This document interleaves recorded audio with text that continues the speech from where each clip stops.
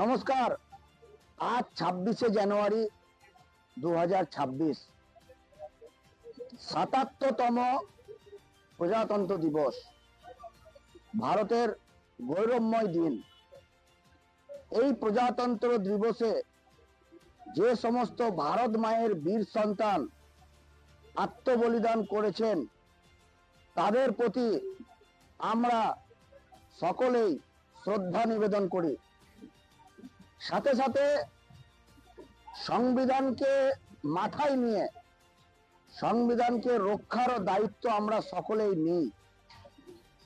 বীরভূমবাসী তথা সমগ্র পশ্চিমবঙ্গবাসীকে এই প্রজাতন্ত্র দিবসের শুভেচ্ছা বার্তা কি, সকলে আসুন সংবিধানকে রক্ষা করি।